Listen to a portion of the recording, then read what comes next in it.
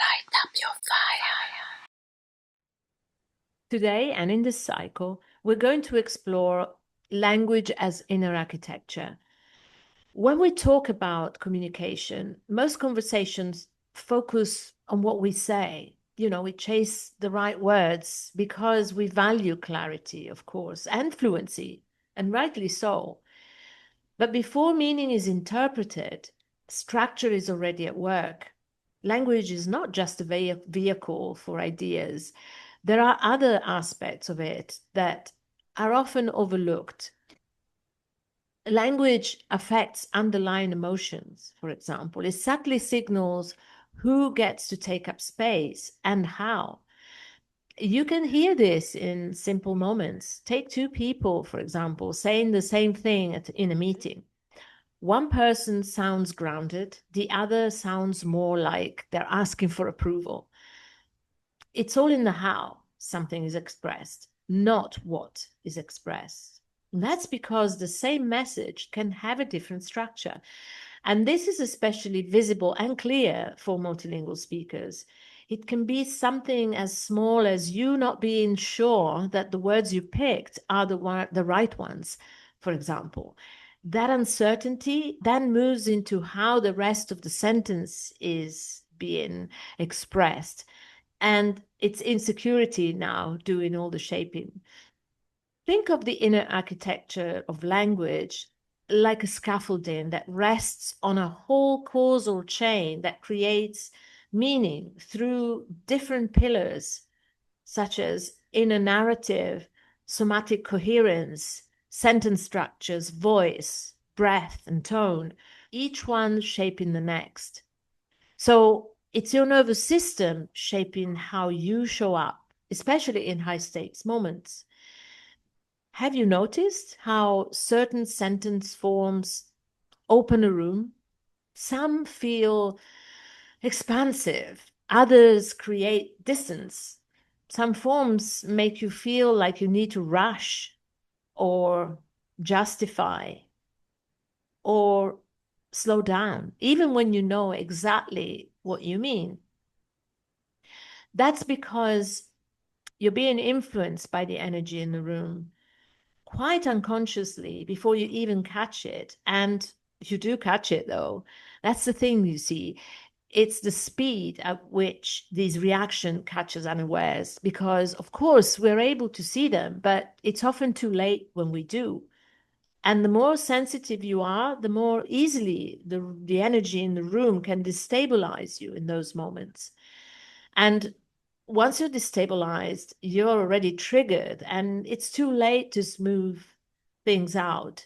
And from then, you have to wobble, and then you move on to the next wave, which is possibly what's going to happen as even as you start learning to do this work, because you need to practice it, the work with Lingosomatica.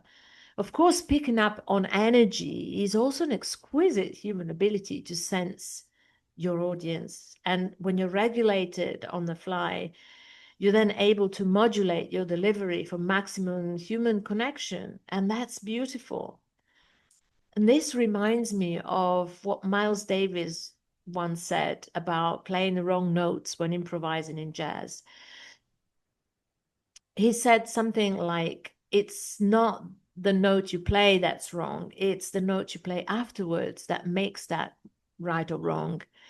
And Herbie Hancock put it in context with the story of what happened one night during a live concert. They were performing, and Miles Davis was in the middle of a solo when Herbie Hancock, who was accompanying him at the piano, suddenly played a wrong chord at the piano, and he reacts so badly that he took his hands off the keyboard, thinking that he had made a complete mess, and he was just terrified of what was going to happen afterwards. But Miles Davis just paused for a bit and then played a phrase that made the wrong chord sound like it belonged there all along. And so then Herbie understood that he was judging the mistake, whereas Miles never did. He just accepted it as the next thing to work with and then built from it. And that's exactly what we're talking about here.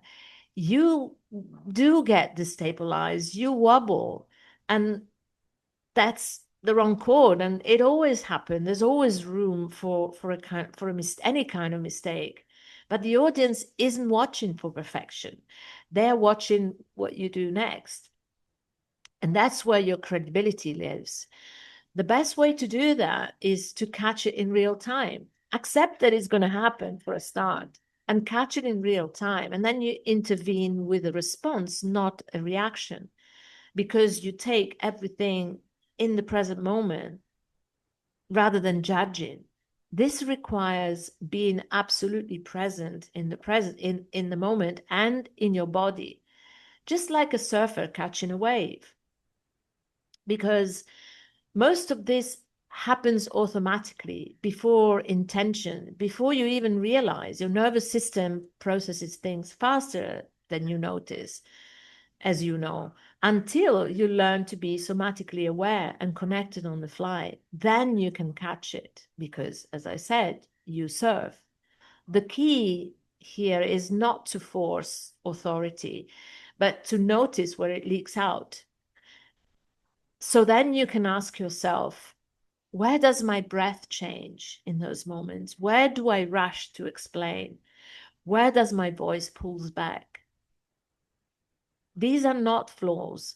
They're signals that you must learn to catch without judgment on the fly.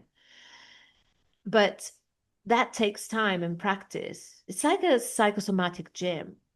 So that's why improving communication in a second language is not simply about expressing yourself better. Precision language is important and it matters too, of course. But in order to use it correctly in moment of more stressful moment, you first need to learn to recognize the architecture you're moving in already. And from there, you're no longer trying to sound authoritative. You start choosing forms that can actually hold your voice in a natural way without much effort, because then you're not in your head anymore. You're finally more in your body. This cycle of videos is about intercepting the dynamics at work among all these elements of structure in a gentle way, practically, and without forcing change, because there's nothing to fix anymore. It's more of a journey, a different kind of training altogether. And you can start this journey by noticing how language positions you before you even finish a sentence. And you can test yourself fully by grabbing the free 5-minute exercise in the link below to notice where it happens in your voice unmistakably. And you can even get feedback from me after that if you wish. It's all on me. But for now, stay with what you noticed. I see you next time.